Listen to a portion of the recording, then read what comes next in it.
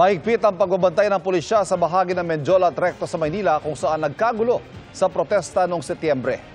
Pero para sa mga ralista, overkill ang paghihigpit dahil wala naman daw silang balak manggulo. Mula sa Maynila, nakatutok live si Rafi Tiba. Rafi. Ivan, hindi nga nakalapit sa Mendiola itong mga ralista matapos itong harangan ng mga anti-riot police ng barbed wire, ng concrete barriers at mga shipping containers. At kahit na wala na yung mga ralista, ay nakabantay pa rin dito yung mga pulis sakaling may bumalik pa rito. Wala nang nagawa ang mga ralista kundi tumigil sa kanto ng CM Recto at San Sebastian Street. 5 talambakang barbed wire na kasi ang nakaharang bukod pa sa mga concrete barrier at mga anti-riot police. Nakahanda pa ang mga pulis sakaling may mambato dahil isang net ang nakalapag sa kalsada na kanilang itataas kapag may mambato sa haning ng mga nagpoprotesta.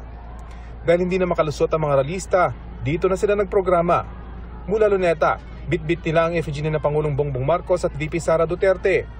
Sinira nila ito bilang simbolo umano ng kanilang pagkondina sa korupsyon at katiwalian sa pamahalaan sa pamumuno ng Pangulo at pangalawang Pangulo. Kami ang taong bayan! Kami ang taong bayan! Sukang-suka na sa korupsyon! Gate ng grupo, wala naman silang balak manggulo, kaya nakakapagtaka umano ang anilay overkill na pagbabantay ng mga pulis. Walang agenda na maghasik ng gulo. No? Ang gusto lang natin, makapagpahayag. Of course, problema natin, pag ganito yung sinasalubong sa atin, nagkakaprotensyon. Kasi ang magiging pakiramdam ng tao, sinisikil yung kanilang karapatang magpahayag. Kalahating oras lang mula nang dumating, agad nag-disperse sa mga grupo. May mga marshal na nagtitiyak na walang matitira sa kanilang hanay. Dito kasi nagsimulang kaguluhan noong September 21 matapos may mga naiwang ralista at nakipaggirian sa mga pulis. Ito raw ang nais iwasan ng pamahalaan kaya naging mahigpit ang kanilang pagbabantay. Ayon kay DILG Secretary John Vic Rimulya na personal na nagmasid sa protesta, mabuti ng handa lalo pat may mga impormasyon silang may manggugulo sa kilos protesta. Meron bang info na may manggugulo? Meron. Lagi naman may raw info na ganyan eh. Pero hindi mo alam hanggang nandiyan dyan na kung may mangyayari talaga. Buti na ang over-prepared ka sa under-prepared. Ang seguridad ng bansa kasi binabantayan natin dito eh. Hindi naman isang tao, hindi naman isang building, pero buong bansa to. Basta payagan natin na anarchy ang manaig dito. Mahigit isang oras matapos umalis ng mga militanteng grupo, dumating naman ang isa pang grupo na nananawagan na bumaba sa pwesto si Pangulong Bongbong Marcos. May mga bitbit na placard na may katagang maisog ang grupo na naharang din sa kanto ng San Sebastian Street at CM Recto.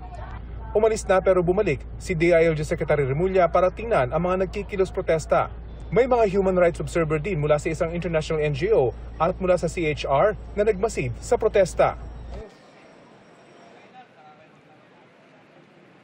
Sa kabuuan, 3 batch ng mga protesters yung nagtungo dito sa CM Recto at nagpilit na makarating dito sa may makasaysayang Mendiola, isang lugar na sumisimbolo sa kasaysayan ng protesta sa bansa.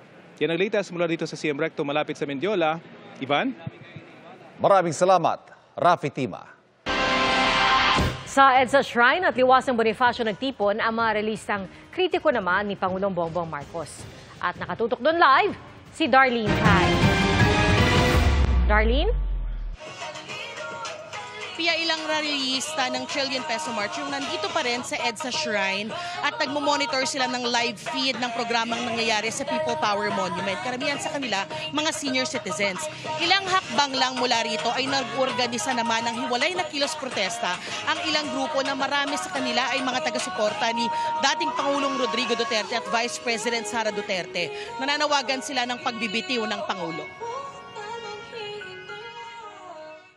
Marcos resign! Kay Pangulong Bongbong Marcos nakatuon ang galit ng mga rallyistang ito na nagtipon kaninang alas 2 ng hapon. Ikulong sa Selda 13. Naniniwala silang may kinalaman ng Pangulo sa mga ninakaw na pondo ng bayan. Narito ang mga miyembro ng PDP Laban, Marcos Resign Movement, Marcos Alis Dyan Network at Bangon Sambayanan People's Movement. Mga taga-suporta rin ni na dating Pangulong Rodrigo Duterte at Vice President Sara Duterte. Ito po ay isang malinaw na panawagan. Wala nang patutunguhan ng gobyerno ni Marcos. Pabagsak na ito at lugmok ng buong bansa. Ayaw daw nilang mag-rally sa People Power Monument kung nasaan ang Trillion Peso March. Nauna na kasing sinabi ng organizers ng Trillion Peso March na hindi sila nananawagan ng pagpapababa sa pwesto ng Pangulo. Pero sa bahagi ng EDSA kung nasaan sila, pinaalis sila ng mga pulis dahil wala silang permit. Kanina may threat of arrest eh. Pero sabi namin, kung arestuhin nyo kami, makukulong ito lahat. Sa huli, pinayagan din silang magdaos ng programa sa tapat ng isang mall sa EDSA Ortigas hanggang alas 5 ng hapon. Sa liwasang Bonifacio sa Maynila, nagtipon ng Save the Philippines Coalition at Association of Genuine Labor Organizations, pati ilang taga-suporta ni dating Pangulong Duterte na ang sigaw ay Marcos, you are fired at Marcos resign. Masokot! Huwag masokot! Maki-Becky! Ang Becky ng bayan!